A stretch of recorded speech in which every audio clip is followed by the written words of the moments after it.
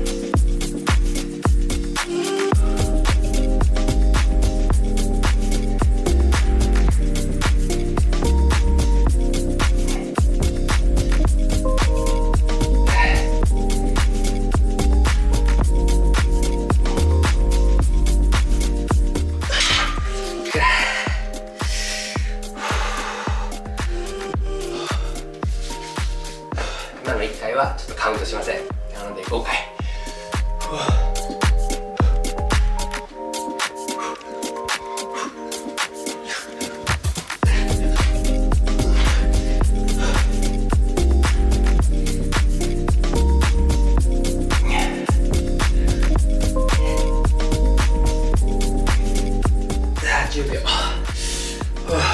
と20秒ですね。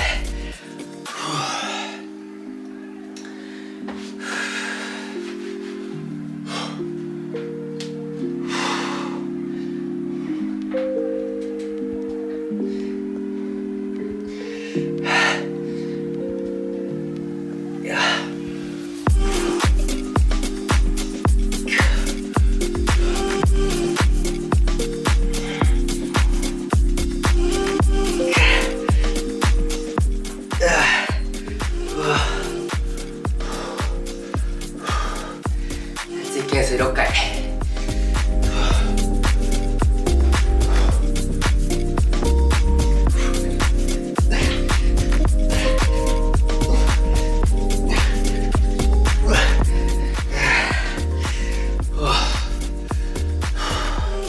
次25秒ぶら下がって懸垂5回。今から落としていきます。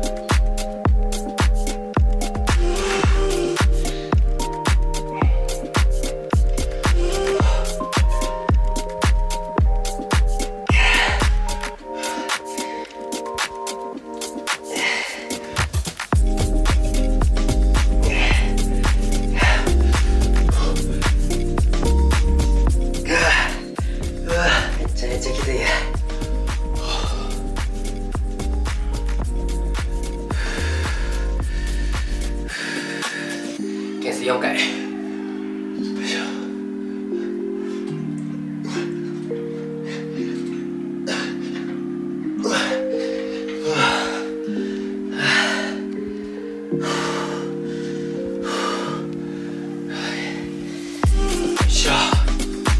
15秒ね。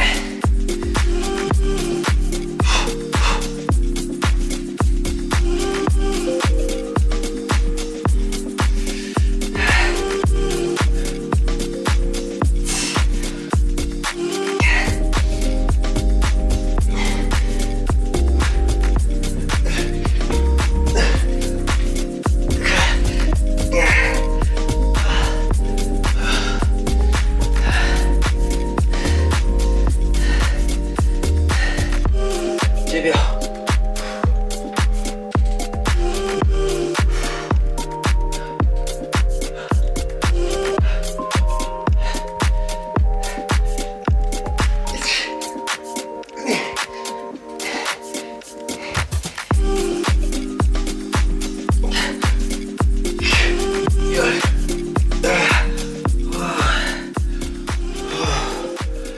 はい、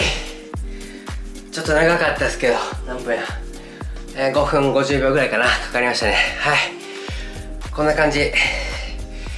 これで1セットになります。はい。でこれを結構休憩長くとって、5分とか、必要であれば全然10分とかとっても OK です。でこれを僕はね3セットとか、これをメイントレーニングにしたいときはこれを5セットやったりとかします。はい、こういう感じで前腕というかこのグリップ力の持久力を高めるトレーニングっていうのも、やっぱ回数を重ねていくためには大切かなと思うんで、ぜひお試しください。このね前腕がパンパンになるこの感覚ってちょっと何とも言えないですよね。息とか全然上がんないんですけど、いや息上がってましたねでもこのね何とも言えないね、気持ち悪いですよね、この感覚。これにね慣れることが大事かなと思います。でちょっとこれなんだろう、初級レベルとかの方とかちょっと難しいと思うんで、例えばいろいろご自身でアレンジしてもらったらいいと思うんですけど、例えばアレンジのアイデアとしては、秒数はね5、10、15、20、25、30っていう感じで、同じようにやりながらも、懸垂の回数はもう増やさないとか、51、11、15、1、21、25、1、31みたいな感じで秒数を落としていくとか、そういう感じのやり方もいいと思いますし、あとはシンプルになんだろうな、秒数をじゃあ5、10、15、20までやるとかで、そこから落としていくとか、そんな感じでいろいろアレンジできると思うんで、こういうアイデアが